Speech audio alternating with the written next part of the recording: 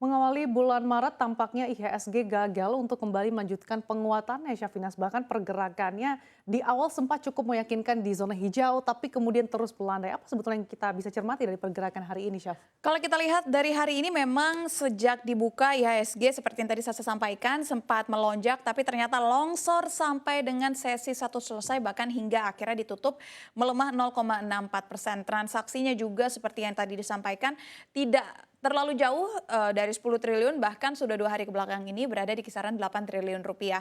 Dan kalau kita lihat dari sesi satu memang pemberatnya adalah saham-saham blue chip diantaranya adalah Waskita, Unilever, lalu ada HMSP, didorong juga tumbangnya para perbankan, ada BBCA dan juga BMRI. Tapi kalau kita lihat secara teknikal memang IHSG masih tertahan di level supportnya yang berada di level Fibonacci di 6.815 dan juga IHSG masih bergerak di fase sideways beberapa hari terakhir bahkan sebenarnya dari pekan lalu. Dan hingga penutupan dari sesi 2 ini masih bisa kita lihat beberapa emiten yang menjadi pemberat, salah satunya adalah ada Arto, lalu ada ADMR, lalu juga ada Unilever. Beberapa saham besar ataupun big cap ini pada berguguran Salsa. Jadi itulah yang juga menyebabkan IHSG hari ini tidak mampu meneruskan tren penguatannya sejak 2 hari terakhir. Dan juga kabar pasar terbaru diantaranya adalah jam dagang ini akan kembali normal seperti sebelum pandemi dan kemungkinan besar akan mulai berlaku di tanggal 1 April 2023. Jadi kalau sekarang jam perdagangan di 9 sampai jam setengah 12 ya akan berakhir sekarang di jam 9 hingga 12 dan sesi 2 akan di 13.30 atau setengah 2 hingga jam 4 sore. Sedangkan kalau batas ARB sekarang di 7% dan arahnya di 35% nantinya akan dengan kebijakan asimetrik auto rejection bawah yang dilakukan dengan normalisasi secara bertahap dengan tetap memperhatikan asesmen kondisi pasar dengan mengacu kepada ketentuan bursa efek yang berlaku. Kurang lebihnya itu yang menggambarkan pergerakan IHSG hari ini, Wah, Sasa. tentunya psikologis investor, utamanya investor corona ini harus dipersiapkan gitu ya. Siap-siap kalau saham-saham yang dimilikinya ini ARB sampai 35%.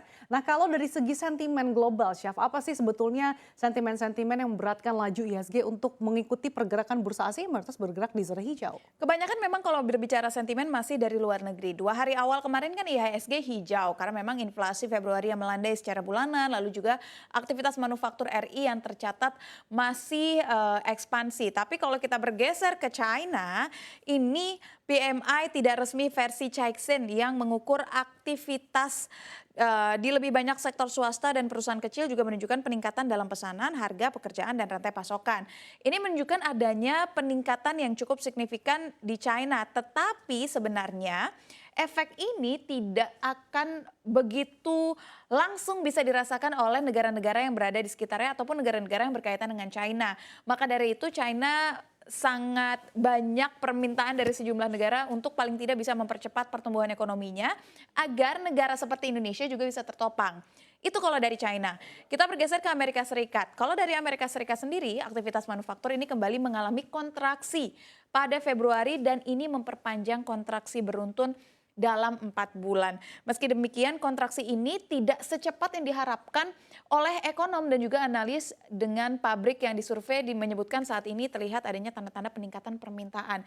Jadi sebenarnya secara tidak langsung Amerika Serikat ini membutuhkan perekonomian yang memburuk agar inflasi ini tidak terus melonjak. Kurang lebihnya itu kalau misalkan sentimen dari luar negeri. Sementara kalau dari dalam negeri tidak hanya IHSG yang juga sedang terseok-seok hari ini, tetapi obligasi juga karena untuk obligasi sendiri melonjaknya imbal hasil. Ini menjadi berita buruk dengan potensi yang memicu capital outflow dari pasar obligasi dalam negeri yang tentunya bisa memberikan tekanan bagi rupiah. Nah, karena semakin tinggi yield treasury maka resiko capital outflow itu kan akan semakin besar.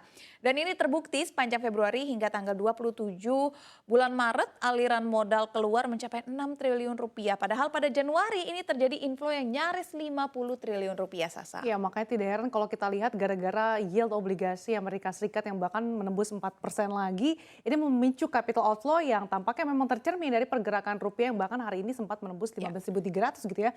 Meskipun ada sentimen dari dalam negeri terkait DHE. Kalau terkait dengan hari-hari ini kan investor juga memantau terkait dengan sejumlah emiten yang sudah merilis kinerja keuangannya tampaknya juga masih cukup ciamik ya, Chef? Bisa dibilang ciamik, bisa, tapi apakah bagus sekali juga tidak berdampak begitu signifikan karena investor emiten ini satu persatu mulai mengumumkan kinerja keuangan tahunan dan tidak hanya kinerja keuangan tetapi juga pembagian dividen kepada pemegang saham. Sekarang sejumlah perusahaan ini sedang menunggu persetujuan dari pemegang saham dalam RUPS. Dividen jumbo dengan yield tinggi diharapkan dapat menjadi pemanis bagi investor untuk memborong saham perusahaan. Dan diharapkan juga capaian positif diharapkan bisa mendorong kinerja saham bisa naik secara luas dan bisa menjadi dorongan positif bagi IHSG. Ya kita harapkan bersama ya, karena kalau tentunya dengan kinerja yang ciamik otomatis investor jadi makin percaya begitu ya, yang pasti akan memperhatikan fundamental dan juga dari segi valuasinya masih murah atau tidak. Lalu dari sektoral, nah sektor-sektor apa saja nih yang menjadi perhatian para investor hari ini di tengah melemahnya IHSG, Chef? Ya, kalau kita lihat big cap dulu yang kita bicarakan yaitu perbankan. Yang terperosok hari ini ada BMRI, BBNI, lalu juga ada BBCA. Bisa jadi karena memang hari ini adalah hari Jumat, kebanyakan dari para investor mengambil profit, tapi juga ada kebijakan DHE yang seharusnya ini menjadi sentimen baik untuk perbankan karena Bank Indonesia memberlakukan instrumen operasi moneter term deposit falas devisa hasil ekspor sejak 1 Maret 2023. Nah, dengan adanya instrumen ini, eksportir tidak perlu khawatir rugi jika menyimpan dolar Amerika Serikatnya di dalam negeri. Instrumen ini juga bertujuan untuk bisa mendorong serapan DHE guna mendukung stabilitas nilai tukar rupiah dan memperkuat perekonomian domestik. Walaupun nyatanya rupiah masih belum menguat juga karena kan memang dampak dari ini nggak akan dirasakan langsung ya Sasa. Dan pun hari ini tampak BBRI, BBNI, BMRI semuanya terkontraksi nyaris 1%. BBCA terkontraksi 1,74%, Bank Mandiri tidak berbeda jauh. BRI dan juga BNI terkontraksi di kisaran 0,42 hingga 1,41%. Ini kalau dari perbankan. Dan kita juga akan lihat bagaimana pergerakan harga batu bara. Karena harga batu bara ini kan masih berada di kisaran angka $190 per metrik ton. Dan masih bergerak di kisaran itu aja pemirsa, 190 sampai dengan 192. Walaupun ada terjadi penguatan tipis karena adanya permintaan dari China dan India, tapi kita akan lihat bagaimana pergerakan dari saham-sahamnya hari ini. Kalau kita pantau melalui RTI, Adaro hari ini masih terkoreksi. Lalu kita lihat Bumi juga hari ini masih terkoreksi. Bayan juga terkoreksi. Untuk Bumi sendiri terkoreksi hampir 2%.